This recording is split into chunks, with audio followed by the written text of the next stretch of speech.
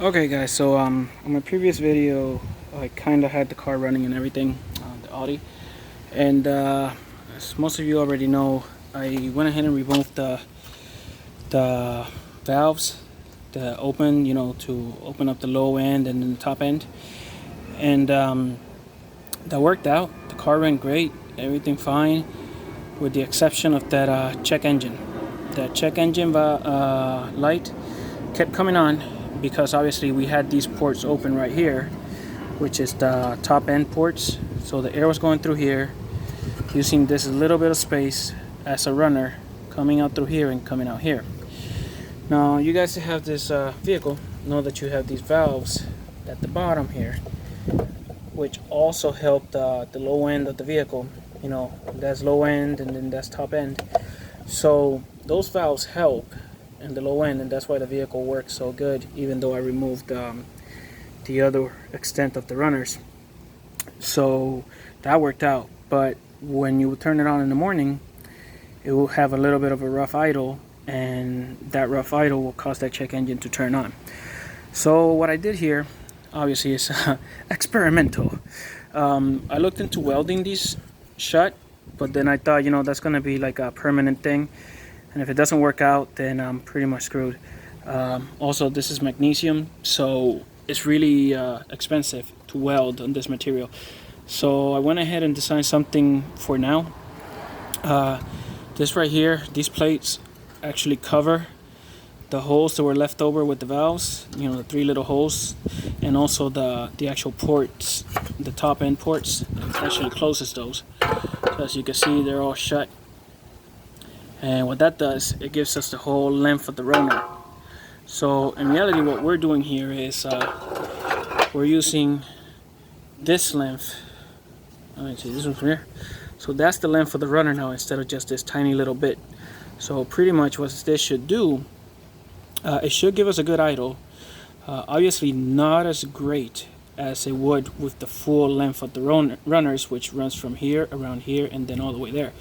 So we're missing about this much of the runner, but it should give us a good idle, adding that extra length, which is about 6 more inches, and that should fix the check engine. Now this should also allow us to retain a lot more of the torque on the mid-range, which should make for a more I guess a better drivable vehicle, whereas just these ports being open, it was mostly all top end power. Although it being a 5.2 liter V10, it has a lot of power on low end, but this will give us more of that was lost by just having these open. So obviously I have not taken it to the dyno yet, because of that check engine. I didn't feel like it was gonna give me the best results, so I'm gonna try this out. If this works out and I do get a good performance out of it, and I get what I wanted to get out of it, then I'll consider taking this over to get welded shot, so it'll be a permanent thing, and having it tuned. That is, unless we just keep this. I don't know, we'll see. I mean, there's some downsides to doing it this way. Obviously this was like a quick thing that I put together, so there's going to be slight openings in here because none of this is welded.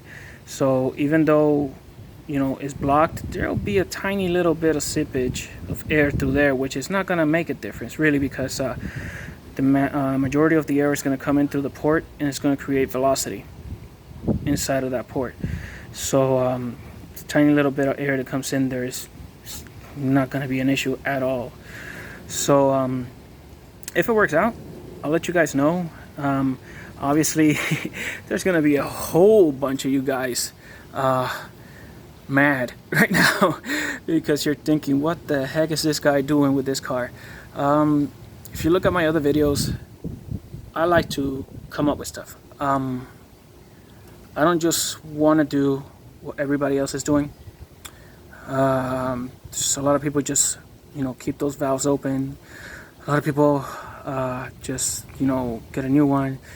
A lot of people do this. A lot of people that I want to do my own thing, and I have yet to see anybody use this length of the runner completely.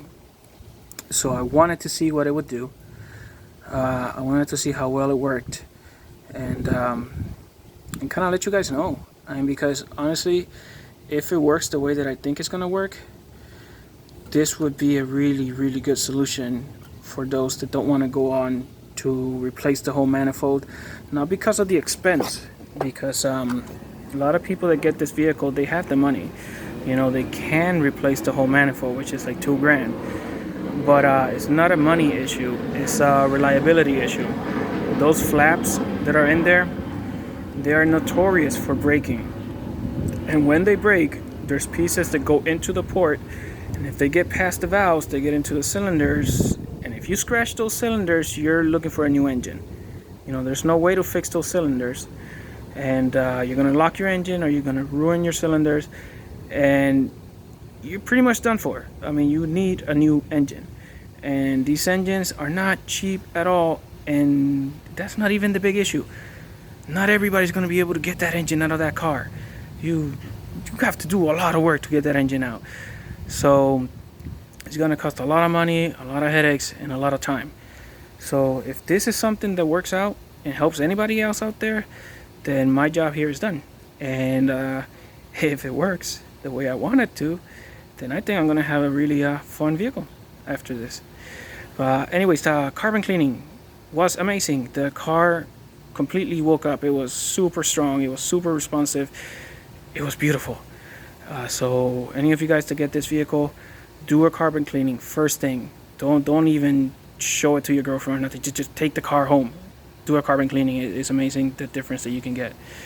But anyways, wish me luck, guys. We'll see what happens. Thanks for watching.